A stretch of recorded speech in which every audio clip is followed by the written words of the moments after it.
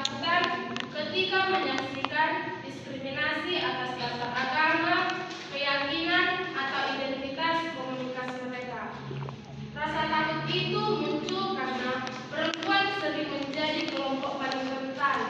Mereka menjadi korban tekanan sosial, menjadi saksi langsung kekerasan simbolik, dan bahkan menjadi sasaran kebijakan yang berpihak pada keberagaman.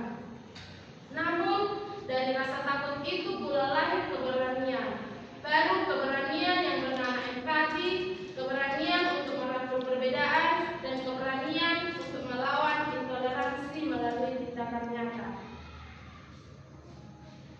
Pengangkatan kasus ini bertujuan untuk membuka mata kita bahwa intoleransi tidak pernah lahir dari ruang kosong. Intoleransi hidup ada kebiasaan membiarkan, ada pembungkaman suara perempuan dalam mengambil keputusan, dan ada kurangnya dialog yang sehat di dalam masyarakat. Ketika perempuan diberi ruang untuk berbicara, ketika suara mereka dihargai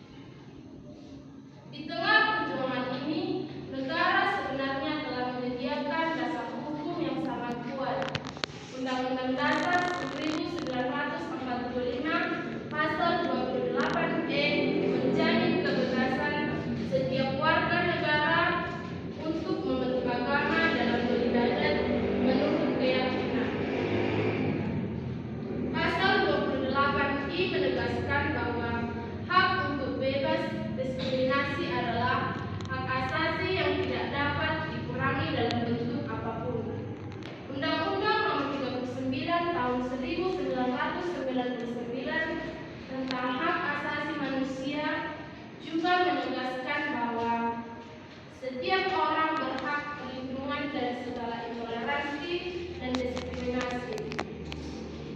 Belum lagi Undang-Undang Nomor 7 Tahun 1984 tentang pengesahan Konvensi Penghapusan Segala Bentuk Diskriminasi Terhadap Perempuan, yang secara tegas menempatkan perempuan sebagai subjek hukum yang harus dilindungi dari ketidakadilan, termasuk intoleransi dalam bentuk apapun. Dengan dasar hukum yang kuat ini, perempuan sebenarnya memiliki pijakan legal untuk tampil sebagai pelopor toleransi. Untuk itu,